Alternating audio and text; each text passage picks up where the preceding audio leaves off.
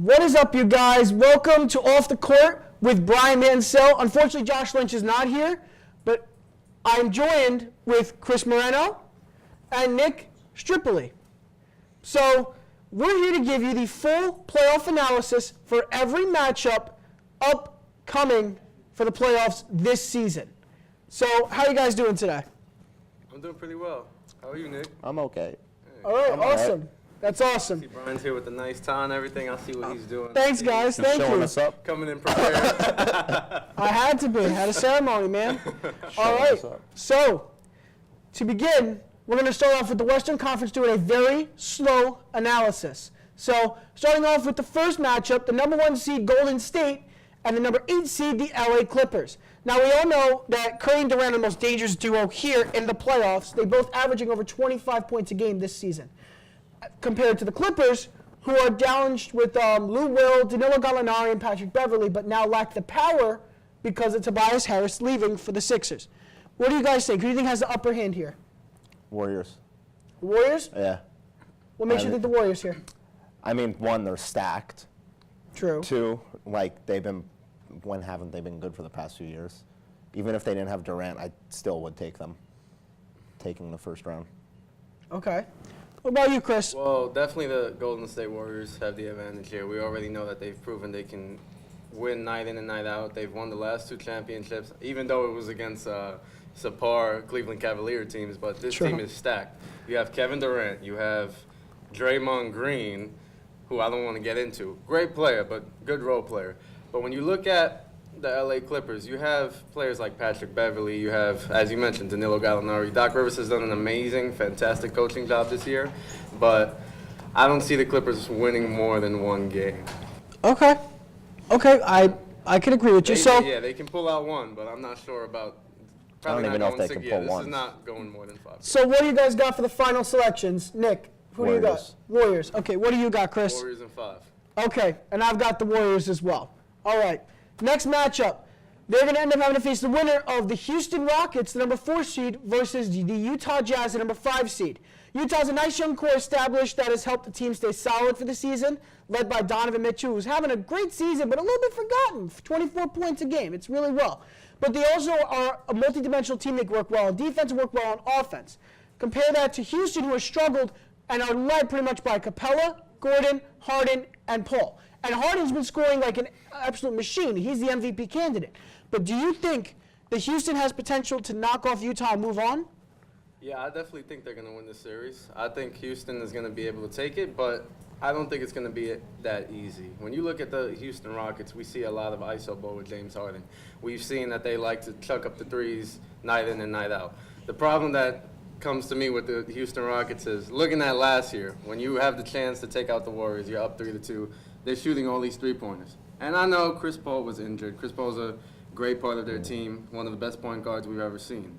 But if the Houston Rockets aren't able to adjust their game, I can see Utah taking them maybe to 6, possibly 7. It's going to be a little hard for them to take out Utah. Young team, great defense, but I think Houston's going to win in the end. Okay, what about you, Nick? I know Houston's had playoff troubles the past few years where it's like they get in and then they kind of choke. So I want to say Houston can make it out of this, but as Chris was saying about them shooting threes a lot, I remember this from the 2013 Knicks season where they had 54 wins. I think it was Walt Clyde Frazier during one of their commentaries say, you live by the 3, you die by the 3. So if the threes aren't falling and that's what they're relying on, it could be a real issue for them. It really can. So, given all these circumstances, who do you guys got as your final picks? Chris? I'm taking Houston in 6. Okay. In the overtime game 6, Houston's going to win. Okay. Nick? I'll say Houston in 6 or 7. Okay.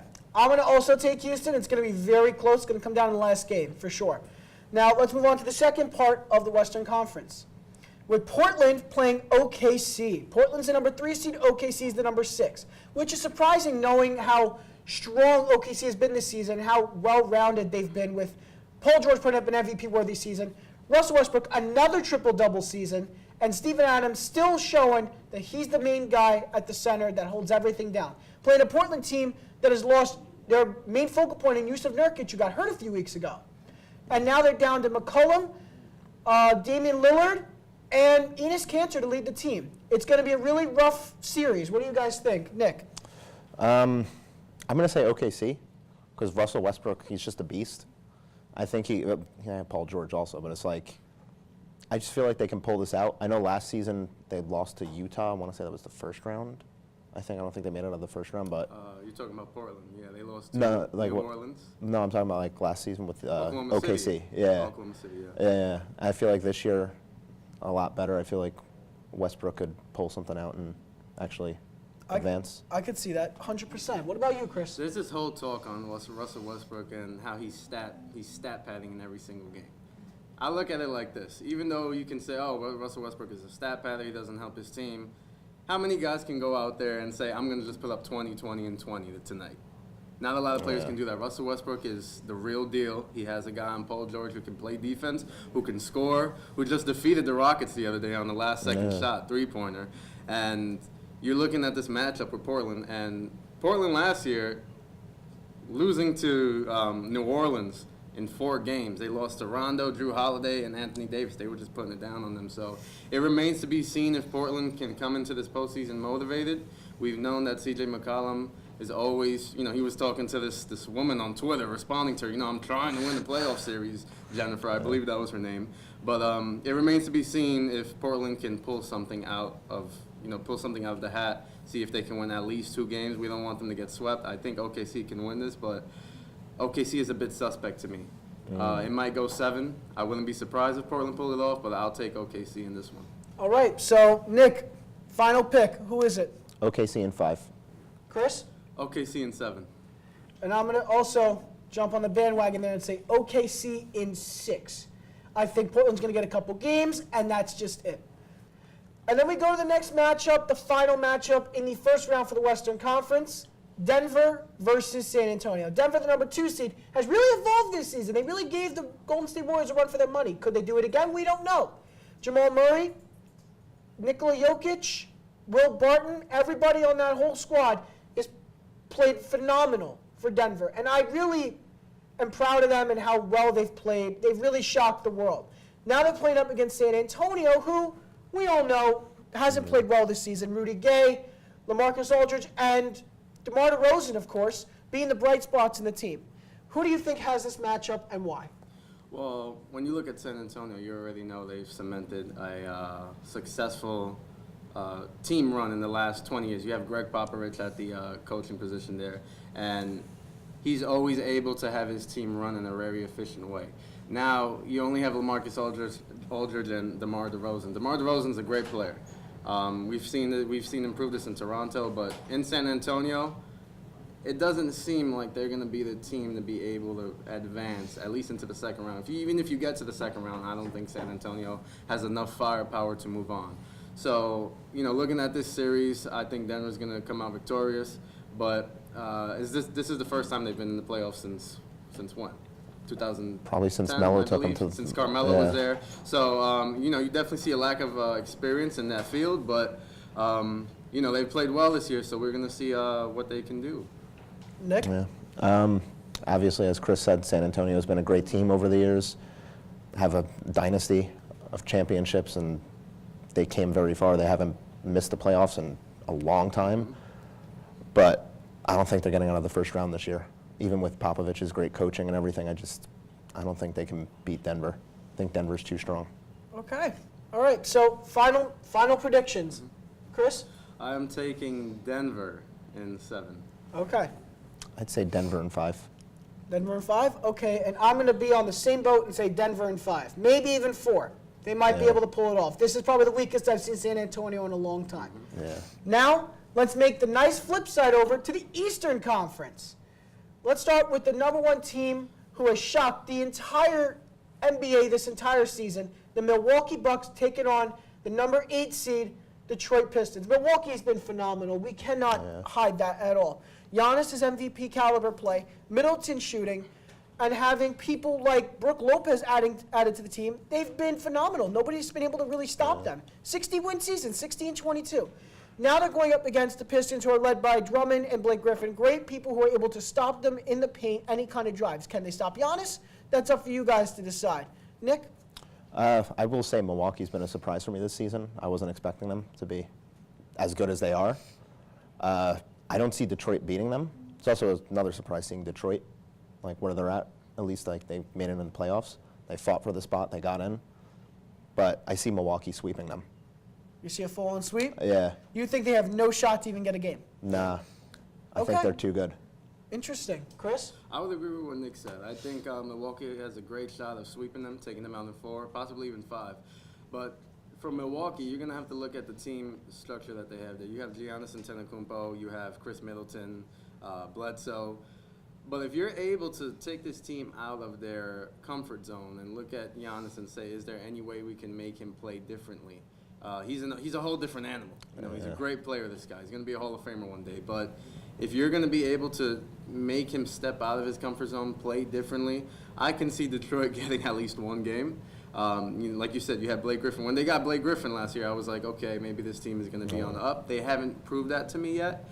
But being in the number 8 spot is something great for them. They made the playoffs. And, if they're able to slow down the Bucks, we can see them win a game or two. Okay. Final picks. Nick? Bucks in 4. Bucks in 5. Bucks in 5. I'm going to take Bucks in 4. And I think the reason why mainly is because even if you shut down the paint, you've still got so many perimeter shooters out there that can really help the Milwaukee fix their entire game. Their offense was number 1 in the league, or in the top 5 for three-point shooting. So there's no hiding that Milwaukee can destroy you either way. Next team we have here, the next matchup, Boston versus Indiana. The Celtics versus the Pacers. 4 seed versus 5 seed. It's been a struggle this season for the Pacers. No Oladipo. Halfway through the season, Oladipo went down with a season-ending injury, but yet they were still able to make it in the top 5 thanks to Bogdanovich, Turner, Thaddeus Young, Darren Collison, and the newly acquired Wesley Matthews. They have done phenomenally well with all of them together, and they really have a shot of going far, possibly. Now you look at Boston, and you have Kyrie, Tatum, Horford, and Morris, who are essential to the entire Celtics offense and defense. They don't have Marcus Smart for the first 2 rounds, which could hurt, but doesn't matter. Rozier and Hayward can pick up the slack. This is going to be a really tough game. Chris, what are your thoughts? Well, when I look at the Boston Celtics, we've known throughout the season, the notion is that when Kyrie Irving is not playing, they play better. They have a lot of pieces there. They have a lot of young pieces that went last year when Kyrie Irving was out. They were thriving. They had a lot of young players that, run the offense. It was really quick, and they were able to definitely lay down everything that they could against the league. But when I'm looking at this team, like you said, without Marcus Smart for the first 2 seasons, who's a defensive player who can stop the other team's guards, get under their skin, sort of like a Lance Stevenson, back in the day when he was going up against LeBron James, getting under his skin, blowing in his ear. So without Marcus Smart, it's definitely going to be a little difficult on the defensive end for the Celtics. But I think they're going to be able to, pick it up and take out all the other team's guards. They're going to be able to score. The game's going to slow down. This is the playoffs. This is not the regular season where, okay, Kyrie's out. We're going to win games. They're going to definitely need Kyrie Irving. They have more players to spread to with, the injuries that they're facing with Smart. So I can definitely see them beating Indiana, and it may take them about 5 games. What about you, Nick? I will say the Celtics, they rebuilt really quickly after the Pierce era ended. And that's amazing how quickly the team bounced back to where they are. I think they're a really good team, and I see that it could be a struggle this series. I could see maybe in 6 games, I want to say Boston edges out the Pacers. Okay. So, final picks here. Chris? Boston in 5. Nick? Boston in 6. I'm going to take Boston in 7. I think it's going to come down straight to the wire. You guys aren't giving the Pacers enough credit here. We could possibly see the Pacers win, but we don't know. We'll have to find out. The playoffs are unpredictable. So, next matchup. In the second half of the Eastern Conference, Philadelphia, the number 3 seed, versus the Brooklyn Nets at the 6th seed. Brooklyn has a lot of young talent this year. They really surprised a lot of people, led by D'Angelo Russell, the front runner for most improved player this year. Now, you have him surrounded by Joe Harris, Jared Allen, the unicorn of blocks, as I like to call him, Karis LeVert, Damari Carroll, and Spencer Dinwiddie. This is an underrated team that could really have the potential to upset people. Now you look at Philly, who acquired, ever since they acquired Tobias Harris, they have the most complete team in the NBA next to the Warriors and the Bucks. It's now Tobias Harris with Ben Simmons, Robert Covington. Wait, no, Covington, my apologies. He was traded this season to Minnesota. But with Joel Embiid and Jimmy Butler, who are all averaging about 15 points a game, this is a really tight matchup in my opinion. What are your thoughts, Nick? I think this series will go to 7 games. I think it's going to be a really competitive series. A lot of games probably down to the wire. Brooklyn has really proven themselves, as they weren't in the playoffs a few years ago, and now here they are. It's been a surprise for me. Philadelphia has also come a long way in the past few years. They're a strong team. I think they're both very competitive, and it's just going to go down to the wire with every game. I think so too. What about you, Chris? Well, definitely a huge improvement for the Nets franchise. We've seen them struggle the last few years. Ever since they traded away all those picks for Paul Pierce and Kevin Garnett, who were about 60 years old at the time, we didn't see a bright future for this team. But in the last few years, even last year, I've seen Spencer Dinwiddie, and he was out there balling. He was balling really hard. And you pick up D'Angelo Russell, you have all these pieces, like you mentioned, Calvis LeVert, and you have a lot of young players who are able to rejuvenate this team. Philadelphia, on the other hand, they do have a complete team. They are a great team. I think they're going to edge this one out with Brooklyn. But what remains to be seen is if they're going to be able to pick up the pace. They have a team, you have Ben Simmons, who obviously can't shoot, but is a great player in every other aspect. Jimmy Butler, Joel Embiid, is he still out, or is he? No, he's coming back. He's coming back for playoffs. All right, yeah. So Joel Embiid, I definitely think is going to be a big difference. Big man in the paint. You're going to need him out there. You're going to need him playing defense. And Philadelphia's most likely going to edge this one out. Okay. Nick, final pick. I'm going to say Brooklyn in 7 games, but it's going to go down to the wire. Really? Yeah. That is bold. What about you? I say Philadelphia in 6. I've got Philly in 6, along with Chris. I think it's going to be tough for both sides. Every game's going to come down to the wire, but Philly will edge it out. I don't think the Brooklyn Nets have that little push in them to get the series to close out. I don't think they're going to be able to close it, but it's going to be very, very close. Final matchup. Toronto Raptors, the 2nd seed versus the 7th seed Orlando Magic, who surprised a lot of people this season with how well Nikola Vucevic has played. He must be one of the most underrated players in the NBA. Am I right here? Yeah. Definitely. Phenomenal. They're running around the core 4 of him with Gordon, Fournier, and Terrence Ross. It's come mainly with their big men from the paint and not much from the perimeter, compared to Toronto, who is playing a more aggressive style compared to that of other complete teams. I mean, think about it. This ain't the same Toronto team we knew from a long time ago, back when they had DeRozan and Lowry as the main pieces. Now, you've got Marc Gasol, you've got Danny Green, you've got Kyle Lowry, you've got the Claw, and I mean, you can't argue with how loaded that team is. They might break their curse this year. What do you guys think? I think Toronto's going to win the series. I think Kawhi Leonard's one of the best two-way players in the league, and I know, Toronto's made, they made it to the Eastern Conference Finals, last year, was it? No, they came short. They came short. But, when they have, it wasn't enough to get past LeBron. But there's no LeBron in the East right now, so I think Toronto has a good shot to advance pretty far this year. I think so, too. What about you? Well, I think LeBronto is dead now. I don't think I know. LeBron James is not in the Eastern Conference anymore, and we all know. Even he said it, which I don't think he should have said this to the media, but he's not in the East. It's wide open. Everyone thinks they're going to make it to the finals now, and we're going to see a new team in the finals, no doubt. Toronto, to answer your question, Brian, they are going to break their curse this year. This is a whole different team. Like you mentioned, you have Danny Green, you have Marc Gasol. No respect to DeMar DeRozan. He's a phenomenal player, but Kawhi Leonard is just a different animal. Kawhi Leonard proved early in his career he was the Finals MVP against the 2014 Miami Heat. He shut down LeBron James, even though, they turned the AC off on purpose to get LeBron James to cramp up. But that's a whole different story. The Toronto Raptors are going to be able to play well. You have Kawhi Leonard, who's definitely going to play defense, offense. Danny Green, he's a lethal three-point shooter. And, Orlando, a great young team. They have, all of these pieces that they've been working around, and they edge their way into the playoffs for the first time since, the Dwight Howard era. So, they're going to give Toronto some running and gunning. They're going to play really quick, but Toronto's just too aggressive. And, we're going to see Kawhi Leonard and, really show who he is again after coming off his injury from last season. All right. Nick, what's your pick? Toronto in 6. Toronto in 6. I'm taking Toronto in 4.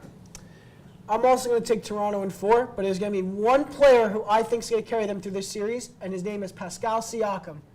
Siakam has done a phenomenal job this season, and I think that's who's going to close out and everything and win the series to move on to the next round. Unfortunately, guys, that's all we have for today. Be sure to tune in next week. We'll have more for you in store. I'm Brian Mansell. That's Chris Moreno. That's Nick Stropoli. We'll see you guys next week. Take care.